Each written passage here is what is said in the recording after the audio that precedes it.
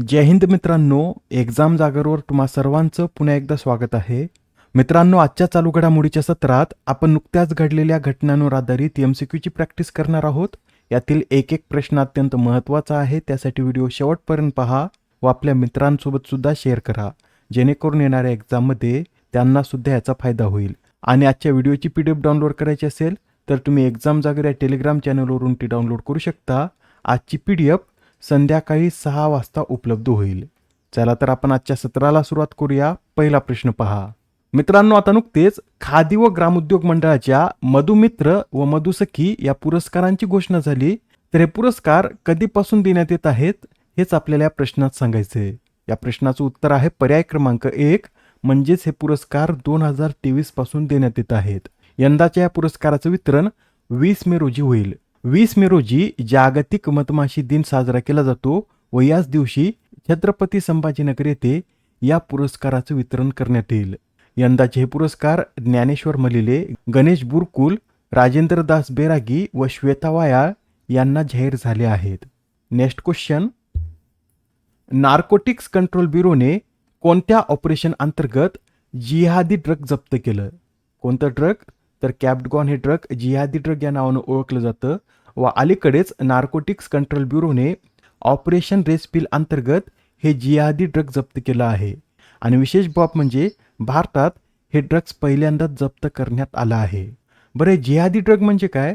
तर मित्रांनो, हे जे कॅप्टॅगॉन ड्रग आहे याचा सर्वाधिक उपयोग आयसिस आणि हमास सारख्या दहशतवादी संघटना करतात, त्यासाठीच याला जिहादी ड्रग या नावानं ओळखलं जातं.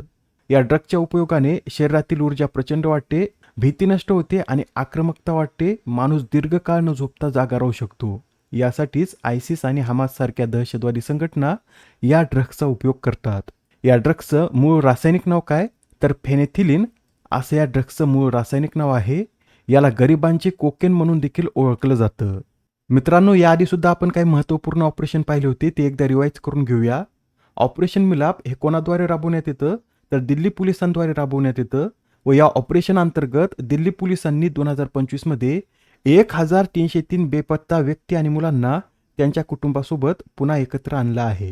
हे जे ऑपरेशन हिमसेतू आहे हे भारतीय लष्कराने उत्तर सिक्कीममध्ये राबवलं होतं. त्यानंतर आपण ऑपरेशन ग्लोबल हंट विषयी सुद्धा माहिती पाहिली होती. हे ऑपरेशन नार्कोटिक्स कंट्रोल ब्युरोद्वारेच राबवण्यात येतं व या ऑपरेशन अंतर्गत अलीकडेच कुख्यात अंमली पदार्थ तस्कर मोहम्मद सलीम डोला याला पकडण्यात आलं होतं. आता हे ऑपरेशन ऊर्जा सुरक्षा पहा.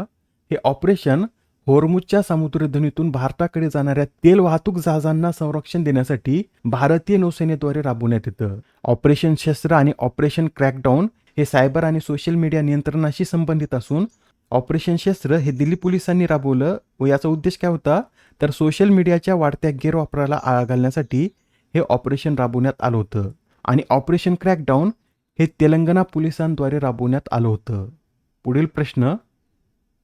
लोकसभा अध्यक्ष ओम बिर्ला यांनी महिला सक्षमीकरणासाठी नव्या संसदीय समितीची स्थापना केली असून या समितीच्या अध्यक्षपदी कोणाची नियुक्ती करण्यात आली? या प्रश्नाचं उत्तर आहे पर्याय क्रमांक 2, म्हणजेच या समितीचे अध्यक्ष या दगुबत्ती पुरंदेश्वरी या बनल्या आहेत. आणि जी समिती आहे यात 18 लोकसभेचे व 10 राज्यसभेचे सदस्य असतील. या समितीतील काही महत्त्वाचे सदस्य सांगायचे झाले तर लोकसभेतून हेमा मालिनी, हरसिमरत कौर बादल व इकरा चौधरी यांचा समावेश करण्यात आला. तर राज्यसभेतून सुधा मूर्ती, PT उषा आणि स्वाती मालिवाल यांचा यात समावेश करण्यात आला आहे. आता हा प्रश्न पहा काय म्हणतो. 2026 मधील इटालियन खुल्या टेनिस महिला एकेरीचं विजेतेपद कोणी पटकावले? तर 2026 मधील इटालियन खुल्या टेनिस महिला एकेरीचं विजेतेपद हे एलिना स्वितोलिना यांनी पटकावलं आहे. या एलिना स्वितोलिना कोणत्या देशाच्या खेळाडू आहेत? तर त्या युक्रेन या देशाच्या खेळाडू असून त्यांनी अंतिम सामन्यात कोको गॉफ यांना हरवत या स्पर्धेचं तिसऱ्यांदा विजेतेपद पटकावलं आहे. त्यांनी यापूर्वी 2017 व 2018 मध्ये सुद्धा ही स्पर्धा जिंकली होती. पुढील प्रश्न. सर्वाधिक वेळा माउंट एव्हरेस्ट सर करण्याचा विक्रम करणाऱ्या जगातील पहिल्या महिला कोण आहेत? तर असा विक्रम लाक्पा शेर्पा यांनी केला आहे. लाक्पा शेर्पा या नेपाळच्या असून त्यांनी आतापर्यंत 11 वेळा माउंट एव्हरेस्ट शिखर सर केला आहे. अलीकडेच त्यांनी 11व्यांदा हे शिखर सर करून मागील आपलाच रेकॉर्ड मोडत नवीन रेकॉर्ड आपल्या नावावर स्थापित केला आहे. यासोबत हे सुद्धा नोट करून घ्या. नेपाळी गिर्यारोहक कामिरीटा शेर्पा यांनी आता 32व्यांदा माउंट एव्हरेस्ट सर करण्याचा विक्रम केला. या आधीचा विक्रम त्यांच्याच नावावर होता. स्वतःचाच विक्रम मोडत आता त्यांनी 32व्यांदा हे शिखर सर करण्याचा विक्रम केला आहे. कामिरीटा शेर्पा हे नेपाळ या देशाचे आहेत.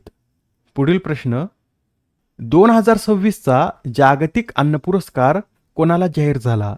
तर मित्रांनो, 2026चा जागतिक अन्न पुरस्कार हा हुब लेलीवेल्ड यांना जाहीर झाला आहे. हुब लेलीवेल्ड हे नेदरलँड या देशाचे नामांकित शास्त्रज्ञ असून त्यांना अन्न सुरक्षा क्षेत्रातील त्यांच्या योगदानासाठी हा पुरस्कार जाहीर झाला आहे. त्यांनी जगातील 113 देशांमध्ये आधुनिक अन्न कायदे, नियम आणि आंतरराष्ट्रीय मानके वैज्ञानिक पुराव्यासह लागू करण्यासाठी एक व्यापक चळवळ उभी केली होती. तसेच त्यांनी असुरक्षित लोकसंख्येला सुरक्षित अन्न पोहोचवण्यास विलंब करणारे अनावश्यक अडथळे कमी करण्यासाठी 2004 साली ग्लोबल हार्मोनायझेशन इनिशिएटिव्हची सुद्धा स्थापना केली होती व त्यांना डच घराण्याकडून officer of the order of orange Nassau या पदवीने देखील सन्मानित करण्यात आलेला आहे.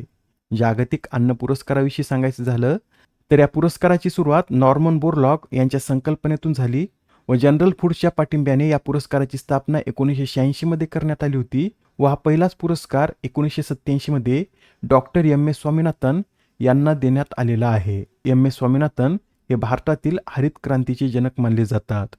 यात बक्षीस म्हणून किती रोख रक्कम देण्यात येते? तर यात बक्षीस म्हणून $5 लाख देण्यात येतात. 2025 मध्ये हा पुरस्कार कोणाला देण्यात आला होता? तर डॉक्टर मारियांजेला हंग्रिया यांना 2025 मध्ये हा पुरस्कार देण्यात आला होता. मित्रांनो, या पुरस्काराची घोषणा जरी आता झालेली असेल तरी हा पुरस्कार ऑक्टोबरमध्ये देण्यात येतो. नेक्स्ट क्वेश्चन, अलीकडेच प्रकाशित the bench, the bar and the bizarre या पुस्तकाचे लेखक कोण आहेत? तर या पुस्तकाचे लेखक हे तुषार मेहता आहेत. मित्रांनो, तुषार मेहता हे भारताचे सॉलिसिटर जनरल असल्यामुळे त्यांचं हे पुस्तक आपल्याला एक्झाममध्ये विचारलं जाऊ शकतं. तर नोट करून घ्या, अलीकडेच त्यांची 2 पुस्तके प्रकाशित झालीत. एक आहे the bench, the bar and the bizarre, तर दुसऱ्या पुस्तकाचं नाव the lawful and the awful असं आहे. आता हा प्रश्न पहा, योवेरी मुसेवेनी हे कोणत्या देशाचे राष्ट्राध्यक्ष बनले आहेत? तर हे जे योवेरी मुसेवेनी आहेत हे युगांडा या देशाचे राष्ट्राध्यक्ष बनले आहेत. योवेरी मुसेवेनी हे युगांडाचे कितव्यांदा राष्ट्राध्यक्ष बनलेत? तर त्यांनी 7व्यांदा युगांडाचे राष्ट्राध्यक्ष म्हणून शपथ घेतली आहे. जानेवारी 2026 मध्ये ज्या निवडणुका पार पडल्यात त्यात त्यांना 71% अधिक मते मिळाली होती व आता 81 वर्षीय योवेरी मुसेवेनी यांनी 7व्यांदा युगांडाचे राष्ट्राध्यक्ष म्हणून शपथ घेतली. आता हा प्रश्न पहा, कोणत्या राज्याने राष्ट्रीय गीत वंदे मातरम गाणे अनिवार्य केले? तर आता अलीकडेच पश्चिम बंगालने राष्ट्रीय गीत वंदे मातरम गाणे हे अनिवार्य केलं आहे. मित्रांनो, याआधी फेब्रुवारी 2026 मध्ये केंद्र सरकारने वंदे मातरम गाण्यासाठी एक अधिकृत प्रोटोकॉल जाहीर केला आहे. यानुसार वंदे मातरमचे सर्व 6 श्लोक सादर केले जाणार आहेत. ही संपूर्ण आवृत्ती किती मिनिटात पूर्ण झाली पाहिजे? तर 3 मिनिट 10 सेकंदात ही संपूर्ण आवृत्ती पूर्ण म्हणण्यात आली पाहिजे. तुमच्या एक्स्ट्रा माहितीसाठी सांगायचं झालं तर मित्रांनो, वंदे मातरम हे गीत प्रथम 1896च्या कलकत्ता येथे झालेल्या काँग्रेसच्या अधिवेशनात गाण्यात आलं होतं. बरं, वंदे मातरम हे गीत कोणी लिहिलं? कमेंटमध्ये नक्की सांगा. आणि आजच्या सत्रामधील शेवटचा प्रश्न पहा, दरवर्षी राष्ट्रीय डेंग्यू दिवस कधी साजरा केला जातो? तर हा जो राष्ट्रीय डेंग्यू दिवस आहे हा दरवर्षी 16 मे रोजी साजरा केला जातो. हा दिवस भारताच्या आरोग्य आणि कुटुंब कल्याण मंत्रालयाद्वारे 2010 पासून साजरा करण्यात येत आहे. यंदाची या दिनाची थीम काय? तर community participation for dengue control, check, clean and cover अशी या वेळेच्या दिनाची थीम आहे. बरं मित्रांनो, 17 मे रोजी कोणता दिवस साजरा केला जातो? तर 17 मे रोजी जागतिक उच्च रक्तदाब दिन साजरा केला जातो. यंदाची या दिनाची थीम काय? तर controlling hypertension together, check your blood pressure regularly, defeat the silent killer अशी या वेळेच्या दिनाची थीम आहे. या आधीच्या सत्रात तुमच्यासाठीचा प्रश्न होता, कॅनेडियन अकॅडमी ऑफ इंजिनिअरिंगचे फेलो म्हणून निवड झालेले पहिले भारतीय शास्त्रज्ञ कोण आहेत? या प्रश्नाचं उत्तर आहे पर्याय क्रमांक 2 म्हणजेच प्राध्यापक गणपती यादव हे कॅनेडियन अकॅडमी ऑफ इंजिनिअरिंगचे फेलो म्हणून निवड झालेले पहिले भारतीय शास्त्रज्ञ आहेत. सध्या ते इंडियन नॅशनल सायन्स अकॅडमीचे उपाध्यक्ष म्हणून कार्यरत आहेत. आजच्या सत्रामधील तुमच्यासाठीचा प्रश्न पहा, भारतातील पहिले मेगा ग्रीनफील्ड शिपयार्ड कोणत्या राज्यात स्थापन करण्यात येत आहे? आता या प्रश्नाचं उत्तर कमेंटमध्ये देण्याचा प्रयत्न करा. उत्तर चुकलं तरी काय हरकत नाही, कारण ज्यावेळेस तुम्हाला या प्रश्नाचं योग्य उत्तर माहीत होतं त्यावेळेस हा प्रश्न तुमच्या दीर्घकाळापर्यंत लक्षात राहतो. तर आता पुढच्या सत्रात पुन्हा भेटूया. धन्यवाद.